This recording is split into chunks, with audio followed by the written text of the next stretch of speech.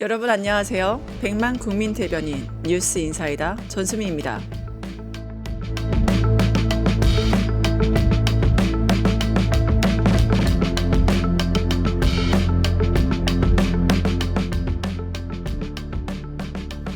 검찰의 대장동 비리 항소 포기.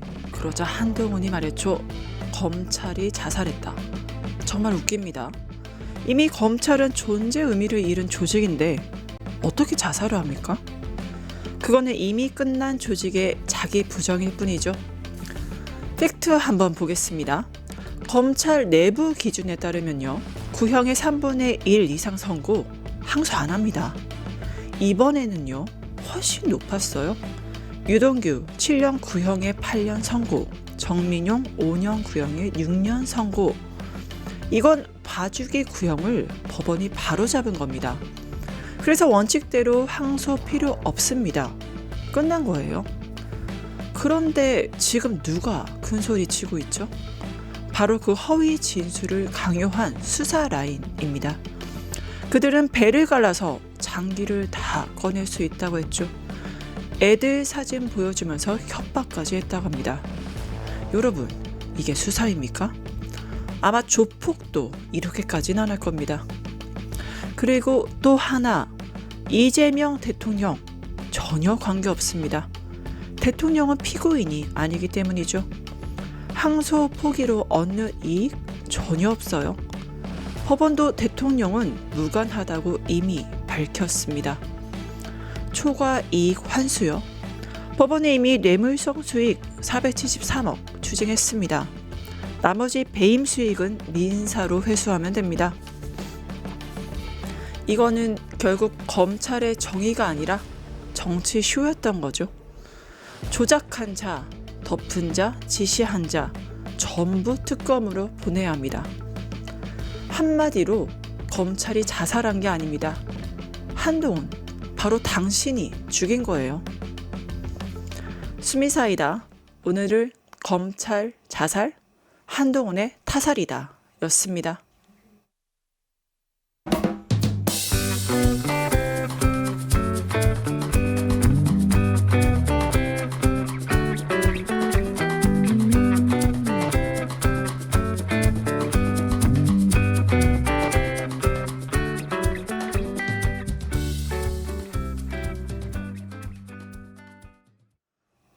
네, 새로운 한 주의 시작 월요일이죠. 오늘도 뉴인사 리듬과 함께합니다. 이은혜 에디터 자리해 주셨습니다. 안녕하십니까? 네, 안녕하세요. 이은혜입니다. 주말 잘 보내셨어요? 네, 우리 전수미 앵커님 보고 싶어서 잘 못 보냈습니다. 네, 앞으로 진하게 일주일 동안 보도록 하겠습니다. 주말에 우리가 없을 동안에 또 굉장히 검찰 때문에 시끄러웠던 것 같아요. 항소 문제, 이건 또 뭔가요? 맞습니다. 검찰이 대장동 개발 비리 혐의로 실형을 선고받은 피고인들에 대한 항소를 포기했습니다. 김만배 씨를 비롯한 민간업자들이 1심 판결에 대한 이 항소 시한이 7일 자정까지였거든요. 그런데 시간이 다 되도록 항소장을 내질 않은 겁니다. 이에 대해서 수사팀은 윗선의 부당한 지시로 항소하지 못했다. 이렇게 거센 반발이 있기도 했습니다. 윤석열 사단으로 알려진 강백신 검사 등 조직적인 항명인 겁니다. 이 부분은 조금 뒤에 좀 더 살펴보고요. 네. 그리고 같은 날 8일입니다. 정진우 서울중앙지검장이 사의를 표명했습니다. 그리고 어제는 노만석 검찰총장 대행이 대장동 사건 항소 포기와 관련한 입장을 밝혔습니다. 뭐라고 밝혔냐? 검찰총장 대행인 저의 책임하에 서울중앙지검장과 협의를 거쳐 숙고 끝에 내린 결정이다. 이렇게 밝혔습니다. 네. 그러면서 판결 취지 및 내용, 항소 기준, 사건의 경과 등을 종합적으로 고려해 봤을 때 항소를 제기하지 않기로 했다라고 배경을 설명했습니다. 검찰 내부 구성원들에 대해서도 한마디 했는데요. 네. 다양한 의견과 우려가 있음을 잘 알고 있다. 헤아려 달라라고 덧붙였습니다. 네, 결국에 대장동 항소 포기에 대해서 한동훈 검찰이 자살한 것 굉장히 강렬하게 말을 했는데 여러 내부에서도 의견이 있었던 것 같아요. 그 정진호 지검장도 입장문을 내놨다고 하죠. 네, 노대행의 발표 1시간 뒤에 사의를 밝혔던 정진우 서울중앙지검장도 이어서 입장문을 냈습니다. 대검의 지휘권은 존중돼야 한다면서도 중앙지검의 의견을 설득했지만 관철하지 못했다라고 했습니다. 그러면서 중앙지검의 의견이 다르다는 점을 명확히 하고 이번 상황에 책임을 지기 위해 사의를 표명했다라고 밝혔습니다. 즉 자기는 끝까지 항소 포기를 반대했는데 결국 대검의 의견에 따를 수밖에 없었다 이런 말이죠. 네. 이건 서울중앙지검장과 협의했다라던 노만석 대행의 입장을 사실상 또 반박한 게 됩니다. 아무래도 수뇌부에 대한 검찰 내부의 불만을 의식해서 나온 멘트가 아닌가 싶습니다. 예, 결국에는 검찰이 항소 포기를 크게 두 가지로 좀 보는 것 같습니다. 첫 번째는 양심을 지킨 결정이다. 아니면 수사에 개입한 거다.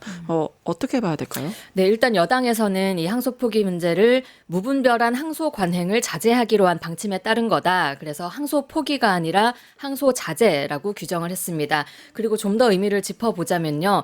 이게 단순히 항소 포기냐 뭐 자제냐를 넘어서 지난 3년 동안 윤석열 정권의 검찰이 끌어온 대장동 수사의 역사적인 종지부가 찍혔다라고 좀 평가를 할 수 있겠습니다. 네. 애초에 대장동 사건이 이렇게 크게 쟁점화가 됐던 것이 윤석열 정부 검찰이 이재명 대표를 겨냥해서 배임 프레임을 짰던 거고 언론이 이 프레임을 확대 재생산한 거였습니다. 그런데 이번에 1심 재판이 배임이 성립할 구조 자체가 아니다. 성남시는 당시 기준으로 최대한 공공이익을 확보했다. 이렇게 명확하게 판단을 내렸습니다. 즉 이재명의 대표의 배임 의혹은 사실이 아니었고 검찰의 정치적인 의도로서 끌고 왔던 사건이라는 겁니다. 여기에 항소 포기까지 이어진 건데요. 윤석열 정부의 야당 대표의 사법 리스크, 뭐 지금 대통령의 사법 리스크 프레임, 그리고 정권과 검찰이 밀어붙였던 대장동 공격이 이제는 더 이상 불가능해진 것을 의미한다고 보겠습니다.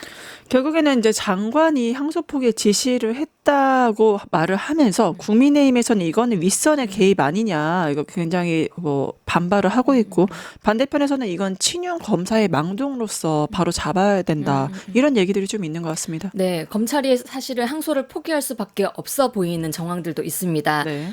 국회 법사위 소속 의원들은 이 사안에 대해서 이례적인 포기가 아니다라고 규정을 내렸습니다. 통상 검찰은 법원 선고 형량이 자신들이 구형한 것의 한 3분의 1 이상이면 항소를 하지 않는다고 하네요. 대장동 1심 판결의 경우 이 기준을 넘었다는 겁니다. 네. 실제로 피고인 전원이 징역형을 받아서 법정 구속이 됐고요. 유동규, 정민용은 검찰 구형보다 높은 형을 받았고 대부분 피고인은 구형의 절반 이상을 선고받았습니다.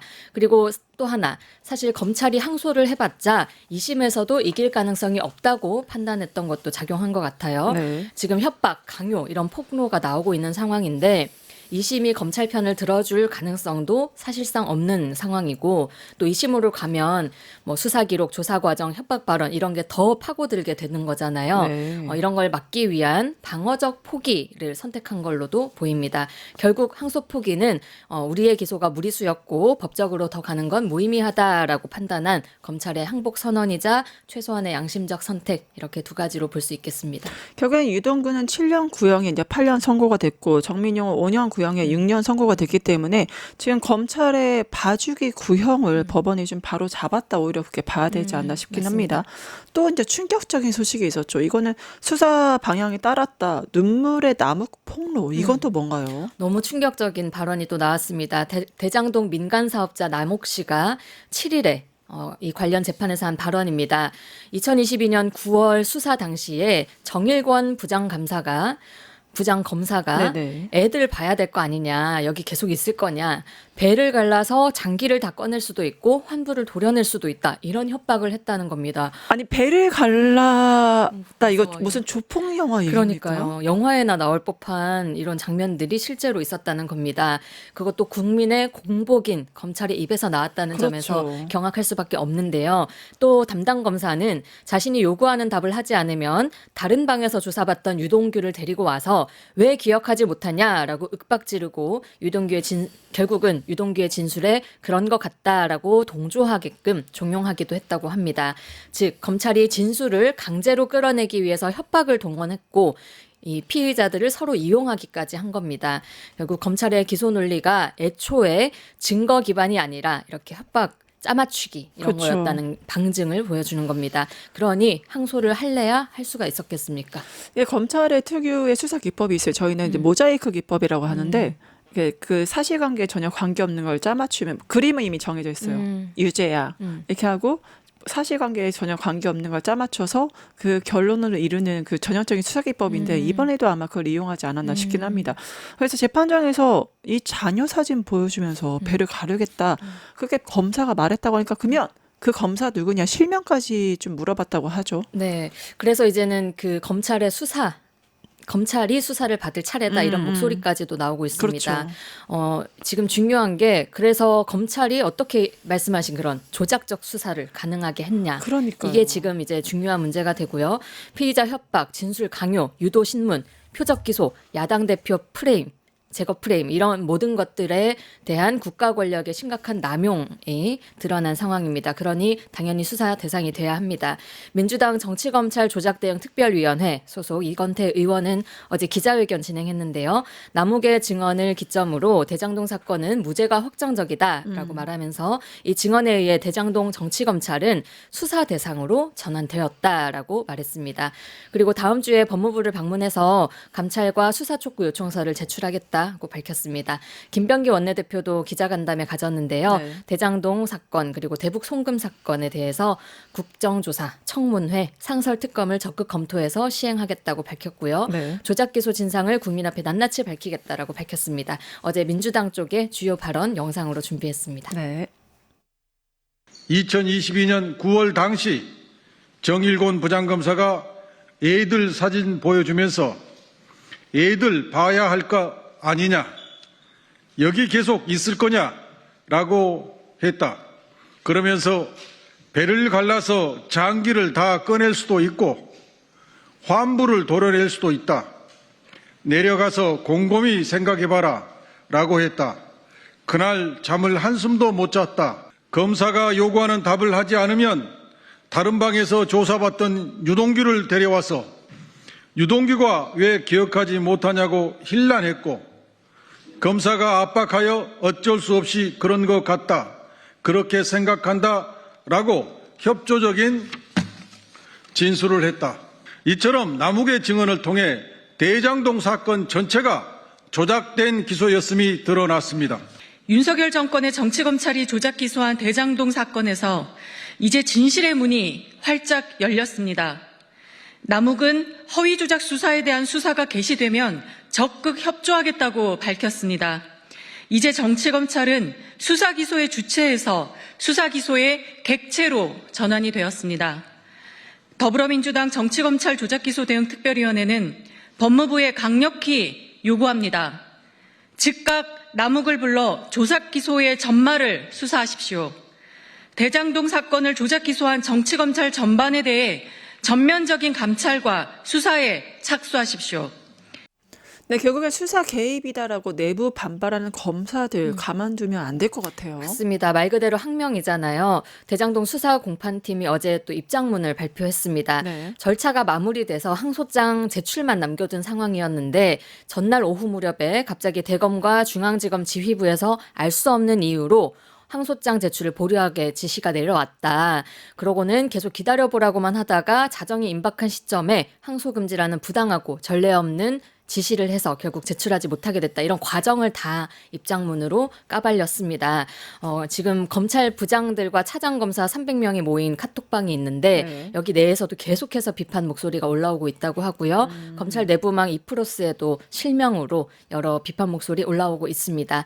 김병기 민주당 원내대표 어제 기자간담회에서 수사팀 반발의 본질은 한 줌도 되지 않는 친윤 정치검찰들의 망동이다. 이렇게 규정을 했고요. 네. 조직적 한명에 가담한 강백신 검사 등 관련자 모두에게 단호히 책임을 물어야 한다고 했습니다. 김병기 대표 목소리로 직접 들어보겠습니다. 예. 수사팀과 일부 검사들은 항소 자제를 부당한 지시라며 왜곡하고 있습니다. 공직자로서의 본분을 잃은 명백한 항명입니다. 한 줌도 되지 않는 친윤 정치검찰들의 망동입니다. 재판에서 패하자 반성은커녕 항명으로 맞서고 있습니다. 원칙을 중시하며 운운하는 자들이 심우정 검찰총장이 윤석열 구속 취소에 대한 즉시 항고하지 않은 것에 대해서는 왜 한마디도 하지 않았습니까? 네, 검찰은 죽었다. 항소 포기 검찰. 정권의 개가 됐다. 이런 식으로 한동훈 세게 말합니다. 네, 정말 웃기고 계시다고 말하고 싶습니다. 이미 검찰은 한동훈에 의해서 전 법무부 장관에 의해서 여러 번 죽은 상태였다. 이런 지적이 나오고 있습니다. 네. 심우정 전 검찰총장이 윤석열 구속 취소 포기했을 때도 김건희 주가 조작 불기소 처리됐을 때도 가만히 계셨잖아요. 근데 이제 와서 왜 이러냐라는 겁니다. 그리고 재판부가 지난 1심 때 이재명 대통령을 배임 주체로 추가한 대대적인 공소장 변경이 검찰의 별건 수사를 통해서 이루어졌다 이런 지적을 했거든요. 이 별건 수사와 공소장 변경이 한 전 대표가 법무부 장관일 때 이루어진 일들입니다. 한동훈 씨 지금 그렇게 가볍게 입을 놀릴 때가 아니라 관련해서 수사 대상이 돼야 되는 건 아닐까 좀 궁금해집니다. 민주당 박수현 수석 대변인 이렇게 말했습니다. 검찰을 타살한 것은 국민의힘이다. 윤석열 정권 내내 검찰을 정치의 시녀로 만들어서 야당 대표를 표적 수사하게 만든 게 누구냐 이렇게 비판했습니다. 네, 결국엔 또 김건희 소식을 안 볼 수가 없는데 뭐가 명품 콜렉터가 계속 추가됩니다. 이번에는 고가 가방까지 추가됐다고 하네요. 네, 살다 우리 국민들이 이렇게 명품 브랜드 이름을 줄줄 외게 되는 날이 올 줄이야 누가 알았겠습니까? 그러니까요. 지금까지 등장한 김건희 콜렉션 먼저 보겠습니다. 그라프 목걸이, 샤넬 가방, 샤넬 구두, 반클리프 앤 아펠 목걸이, 티파니 브로치, 그라프 다이아몬드 미니 귀걸이, 바세론 콘스탄틴 시계. 여기에 지난 주말에 또 업데이트가 됐습니다. 디올 재킷, 팔찌 및 벨트, 그리고 로저 비비의 이런 게 있는지도 몰랐네요. 로저 비비의 클러치백까지 새롭게 등장을 했습니다. 난생 처음 들어봤어요. 오늘 앵커님 목걸이 혹시 네, 아예 진행하십시오. 네, 관련해서 뉴스 토마토 보도 보겠습니다. 로저 비비의 샤넬, 디올. 김건희 특검이 최근 김건희 씨 자택을 압수수색해 디올 의류와 액세서리 약 30점을 확보했습니다. 특검은 이 물품들이 21g 대표 아내가 관저공사 수주를 청탁하며 건넨 선물이 아닌지 수사 중입니다. 김 씨가 받은 고가품 중엔 김기현 의원 부인이 감사 편지와 함께 보낸 100만 원대 로저비비의 가방도 포함되어 있습니다. 특검은 지난 2023년 당대표 선거에서 윤석열 씨 부부가 통일교인을 대거 입당시켜 처음에는 권성동 의원, 그 이후에는 김 의원이 당선될 수 있도록 도운 건 아닌지 들여다보고 있습니다. 뿐만 아니라 특검은 금거부기와 세한도 복제품 등을 건넨 이배용 전 국가교육위원장을 다시 불러 조사할 계획입니다. 이 전 위원장의 선물이 인사청탁의 대가였는지가 쟁점입니다. 하지만 법조계 일각에서는 특검이 명태균 게이트나 윤석열 정부 자생한방병원 유착 등 더 큰 의혹은 외면한 채 증거가 명확한 네, 원뿔원이죠. 김건희와 세트. 윤석열 대통령 연봉보다 더 돈 많이 받고 있다. 이것도 뭡니까? 정말 명품 때문에 한번 뒷목 잡았는데 이 소식 때문에 또 이쪽 뒷목까지 잡았습니다. 윤석열이 구치소에 수감된 100여일 동안 6억 5천만 원이 넘는 영치금을 받은 걸로 나타났습니다. 아니, 이거 대통령 연봉의 2.5배 아닌가요?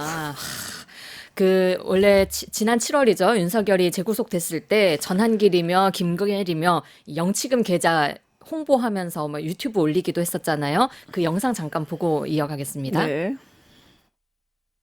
예금 주는 윤석열이네요. 오, 맞네요. 그래서 저도 아까 10만 원 이렇게 입금하려고 하니까 하루에 그 한도가 있다고 하는 것 같아요. 아, 몰랐네. 네, 6억 5천 정말 상상 초월 영치금입니다. 네, 지난달 26일까지고요. 109일 동안 총 6억 5,725만 원 영치금이 모였습니다. 네. 서울구치소 수용자 중에 가장 많은 액수고요. 대통령 연봉의 2.5배고요. 그런데 또 수용자의 영치금 계좌 잔액은 원래 400만 원을 넘을 수가 없거든요. 모이는 족족 알뜰하게도 자신의 개인 계좌로 이동을 시켜놨다고 합니다. 그렇게 계좌가 비게 되면 이 계좌에 계속해서 영치금을 받을 수 있게 되는 거죠. 더 문제는 이 영치금에 대해서 세금도 제대로 내지 않는다는 겁니다. 윤석열은 지금 감옥에 들어가서 건강도 훨씬 좋아지고 돈도 대통령 때보다 훨씬 더 많이 모으고 벌고. 있는데 너무 팔자 좋잖아요. 그냥 네. 평생 거기서 계속 행복하게 사시면 좋겠다는 생각도 들었습니다. 네, 계속 거기 계시는 걸로 하고도 이게 희대의 라이벌, 희대의 운명 공동체라고 하고 오세훈과 명태균 또 뭔가가 있었다고 하죠. 네, 김건희 특검팀이 지난 토요일 오전 9시 40분부터 오후 6시까지 오세훈 서울시장을 정치자금법 위반 혐의 피의자로 또 명태균 씨는 참고인으로 불러서 대질 신문을 벌였습니다. 서로의 진술이 지금 완전히 갈리고 있는 상황이어서 특검이 진술의 신빙성, 일치 여부 확인하기 위해서 대질을 선택한 겁니다. 출석 전 떠들썩했는데요. 오세훈 시장 아예 신문 기사를 인쇄해 와서는 명태균이 제공했다고 하는 비공표 여론조사 대부분이 조작됐다는 보도도 있다. 저희 캠프에서 정기적으로 제공된 사실이 없다. 없다 이렇게 주장을 했습니다.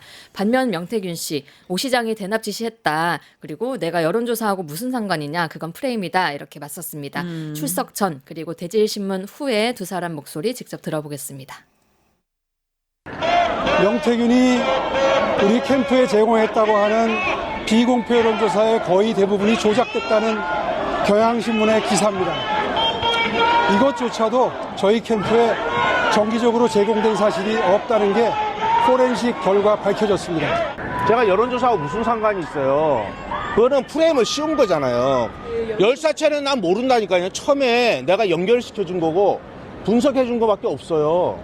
오늘 시장이 출석하면서 캠프 측에 여론조사 전달된 바 없다 다시 한번 밝혔는데 이 부분 그분은 아직 나이도 얼마 안 됐는데 벌써 치매가 오나?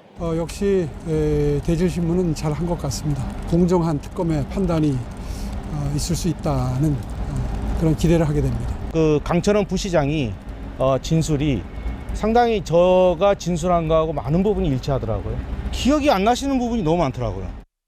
결국에 명오 대질신문이 사안의 핵심 좀 정리해 볼까요? 네, 일단 내용을 보면요. 2021년 서울시장 보궐선거 당시에 명태균 씨가 실소유했다는 미래한국 연구소가 총 13차례의 비공표 여론조사를 오세훈 캠프에 제공했다. 이런 의혹이 제기가 됐습니다. 문제는 이 여론비호 조사의 비용인데요. 약 3,300만 원 누가 부담했냐입니다. 명태균 씨는 오 시장이 오래 알던 후원자 김한정 씨를 통해서 비용을 처리하라고 지시했다 이렇게 주장을 하고 있고요. 근데 그렇게 되면 이거는 정치자금법 위반 문제로 넘어가게 됩니다. 네. 반면 오 시장은 그런 여론조사를 받은 적 없고 대납 지시는 더더욱 사실이 아니다라고 밝혔습니다. 네, 결국은 대질신문 자리에서 서로 고성이 오갔다 하는데 결국엔 승자는 누구인지 굉장히 궁금하게 합니다. 뭐 평행선이었다 이런 평가입니다. 대질조사에서 크게 4가지 쟁점 다뤄졌습니다. 첫 번째, 비공표 여론조사 13건 실제로 제공했냐입니다. 명 씨는 제공했다. 오 시장은 받은 적 없다라고 반박했죠. 두 번째, 그럼 여론조사 비용 3,300만 원 누가 냈냐? 명 씨는 오 시장 그 김한정이 냈다인 거고 오 시장은 전혀 모르는 이야기다. 이렇게 또 반박을 했습니다. 네. 세 번째, 대납 지시 여부입니다. 이 부분 대질 과정에서 가장 치열하게 격렬하게 공방이 오간 문제라고 합니다. 왜냐? 말씀드렸듯이 정치자금법 위반으로 이어지기 때문입니다. 인데요. 즉 비공표 여론조사 비용을 간접적으로라도 후보나 캠프 쪽에서 부담하게 지시를 내렸냐라는 게 핵심입니다. 대질 끝난 뒤에 양측은 입장차는 여전히 평행선을 달리고 있다라고 말했고요. 결국은 누구의 말이 사실인지는 특검의 판단 여부로 갈리게 될 것 같습니다. 네, 오늘 소식은 여기까지 보겠습니다. 뉴인사 리듬이었고요. 이은혜 에디터님 감사합니다. 네, 고맙습니다. 유튜브 구독하고 실시간 채팅과 댓글을 남기시면 매일매일 7,000 TTCO를 드립니다. 참여 방법은 통통물 어플을 다운로드하고 회원가입과 로그인을 해주세요. 마이페이지에서 나의 회원 고유 번호를 복사해주세요. 유튜브 구독 후 실시간 채팅이나 댓글창에 고유 번호를 한 번만 입력하면 준비 끝! 지금 유튜브 채팅과 댓글 쓰기 참여하고 7,000 TTCO 받아가세요.